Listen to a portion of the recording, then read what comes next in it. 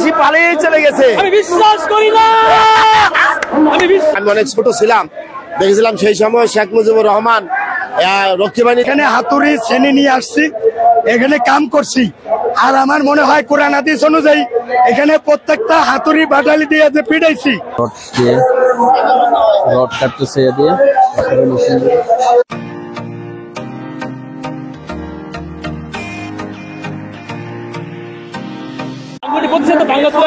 ভেঙে দিয়েছে জনতা, সাধারণ জনতা ভাঙিয়ে দিয়েছে। মানুষ কেন ফাঁসি পালিয়ে চলে গেছে। আমি বিশ্বাস করি না। আমি বিশ্বাস করি না। আজকে আমাদের খুশির দিন, বাঙালি জাতির খুশির দিন আজকে। আমরা সন্ত্রাস মুক্ত বাংলাদেশ চাই, আমরা আওয়ামী মুক্ত বাংলাদেশ চাই, ইনশাআল্লাহ আমরা হাসিনা মুক্ত বাংলাদেশ চাই, ইনশাআল্লাহ।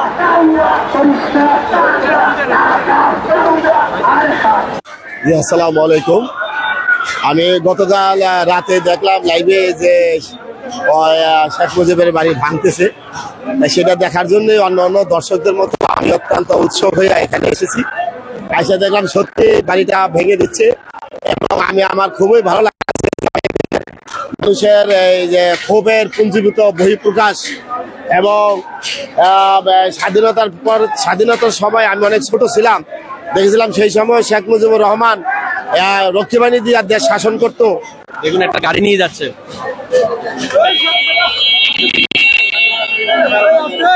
এই মিয়া পাগল হয়ে গেছে।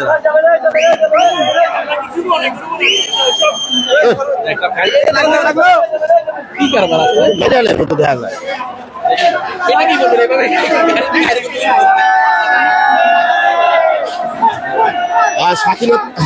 দেখুন এখানে গাড়ি যেটা আমি বলছিলাম 3টা গাড়ি ভাঙচুর করছিল, মানে ভেঙে নিয়ে যাচ্ছে, তার ভিতরে একটা এমনি পুড়ে গেছে, নষ্ট এমনি। এটা এই যে দেখছেন, কিন্তু যেভাবে নিয়ে যাচ্ছিল পেটে লাগলো তো ইনজুরি হয়ে যেত।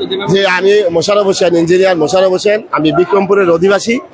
ছোটবেলা দেখেছি যে স্বাধীনতার সময় আমার বয়স হয়তো 6-7 বছর ছিল, তখনও দেখছি যে শেখ মুজিবুর রহমান সে বাকশালী কায়দায় রক্ষী বাহিনীদের দেশ শাসন করতো, আমাদের দেশপ্রেমিক সেনাবাহিনীদেরকে কোণঠাসা করে রেখেছিল এবং বহুত মায়ের সন্তান ওনারা এইভাবে গুলি করে পথে ঘাটে সেখানে ফালাই রাখতো, মেরে ফেলতো। ঠিক শেখ হাসিনা ওই 16-17 বছর তার বাপের কায়দায় দেশ শাসন করছে। বহুত লোক, বহুত তৌহিদি জনতা এই দেশের আলেম ওলামাদেরকে জেলে রাখছে, মেরে ফেলছে এবং গুম করছে। এবং বাংলাদেশের মানুষের দীর্ঘ দিনের যে ক্ষোভ, তার মনের দুঃখ, সেটারই একটা বহিঃপ্রকাশ আজকের এই শেখ মুজিবের বাড়ির ভাঙা দিয়া। এটা কোনো দুঃখের কারণ না, এটা হলো মানুষের আনন্দের একটা বহিঃপ্রকাশ যে আমরা অন্ততপক্ষে এই বাংলার ফেরাউনের বাড়িটা ভেঙে এবং এটা দেখার মতো সৌভাগ্য আমার হইলো। তাই আমি নিজের ধন্য মনে করতেছি যে আমি এখানে আইসা যে ফেরাউনের বাড়িটা ভাঙা হইলো এবং আমাদের খুব ভালো লাগতেছে। জনগণের মুখে, সবার মুখে হাসি যে অন্তত পক্ষে শেখ মুজিবের এই বাড়িটা আমরা কবর রচনা করলাম আর কি, ইনশাআল্লাহ। থ্যাংক ইউ ভাই, ভালো থাকবেন, দেশের মানুষ সবাই ভালো থাকেন এবং হাসিনা মুক্ত বাংলাদেশ চাই, আওয়ামী লীগ মুক্ত বাংলাদেশ চাই, স্বৈরা শাসক মুক্ত বাংলাদেশ চাই, সন্ত্রাস মুক্ত বাংলাদেশ চাই, দুর্নীতি মুক্ত বাংলাদেশ চাই, চাঁদাবাজ মুক্ত বাংলাদেশ চাই এবং আমরা আলেম ওলামাদের নিয়ে আমরা মুসলমান তৌহিদি জনতা এই দেশে ধর্মপ্রাণ আপামর জনসাধারণ, হিন্দু, মুসলিম, বৌদ্ধ, খ্রিস্টান সবাই আমরা সুন্দরভাবে বসবাস করব এবং একে অপরের ভাই, একে অপরের কাঁধে কাঁধ রেখে আমরা বাংলাদেশে বসবাস করব। এই কামনায় সবাইকে ধন্যবাদ। আসসালামু আলাইকুম।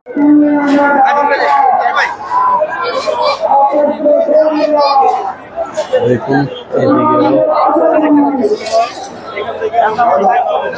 এখনো ভাঙার কাজ, অনেক সংবাদকর্মী এখানে।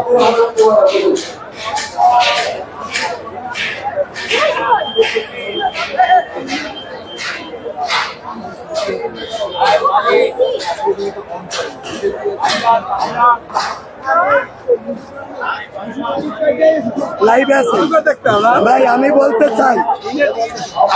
বলতে চাই গতকাল এখানে হাতুড়ি শ্রেণী নিয়ে আসছি, এখানে কাম করছি। আর আমার মনে হয় কোরআন হাদিস অনুযায়ী এখানে প্রত্যেকটা হাতুড়ি বাটালি দিয়ে যে পিটাইছি, হাতুড়ি আর শ্রেণী দিয়া প্রত্যেকটা বাড়িতে আল্লাহ পাক রব্বুল আলামিন আমল নামায় একটা করে নেকি দিবে বলে আমার বিশ্বাস। এটা যেই পিটাইছে তারে একটা করে নেকি দিবে, এবং কেউ যদি এখানে আসিয়া একটু সময় দেয় তারও প্রতি কদমে কদমে নেকি আল্লাহ পাক তার আমল নামায় দিবে। কারণ এই স্বৈর শাসককে এখান থেকে স্বৈর শাসক মুক্ত বাংলাদেশ গড়া মানে কি আল্লাহ পাককে রাজি খুশি করা, আমাদের রাসূলকে রাজি খুশি করা। আরেকটা কথা বলতে চাই, এই 32-এ ধ্বংসলীলা করা শেষ হবে না। এরপরে আমাদেরকে গোপালগঞ্জ স্বাধীন করতে হবে নতুন করে। স্বাধীন করার পরে টুঙ্গিপাড়ায় ঢুকে শেখ মুজিবকে হাত পা ধরে তারে টেনে হিসেবে কবর থেকে বাইর করে 32-এর এখানে এনে আগুন দিয়ে পুড়িয়ে ছাইবর্ষ করে বাংলাদেশ বিমান বাহিনীর বিমানে করে আটলান্টিক মহাসাগরের ভিতরে প্রযুক্তির মাধ্যমে তার ছাইবর্ষকে এমন জায়গায় নিক্ষেপ করতে হবে যেন আওয়ামী লীগের ভগবান শেখ মুজিবুর রহমানকে মানুষ তো দূরের কথা, কোন জিন জাতি যেন তার এই কবর খুঁজে না পায় এবং তাকে ফুল দিয়ে যেন আর পুজো করার সুযোগ না পায়।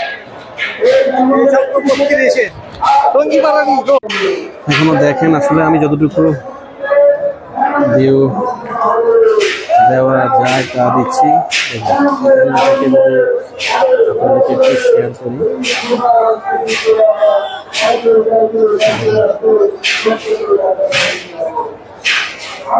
আছে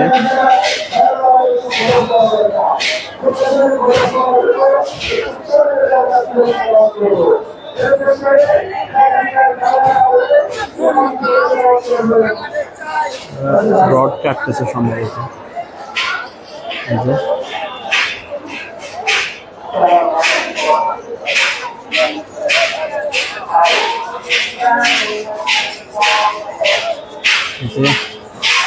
এবার একটা রড করতেছে এদিকে। এখনো কিন্তু আগুনের ধোঁয়া দেখতেছি না, যায় না, প্রচুর আগুনের ধোঁয়া।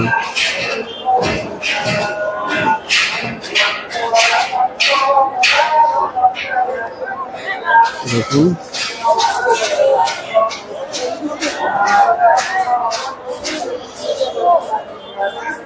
এই যে এখানে কয়েকজন মিলে রড নিয়ে দিচ্ছে।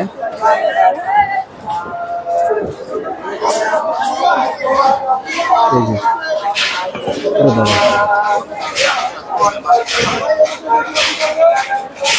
এখানে কাটতেছে।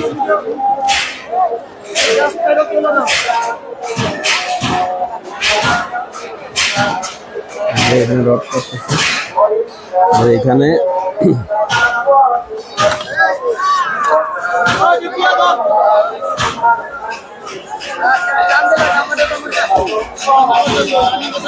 এই যে রড দিয়ে রড কাটতেছে দিয়ে এখানে একটু দাঁড়ানো রিস্ক, উপর থেকে যদি কিছু করে এখানেও কাটতেছে।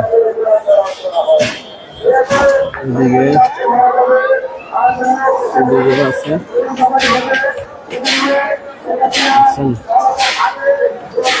ভালো লাগলে লাইক কমেন্ট করে আপনার মতামত দিন।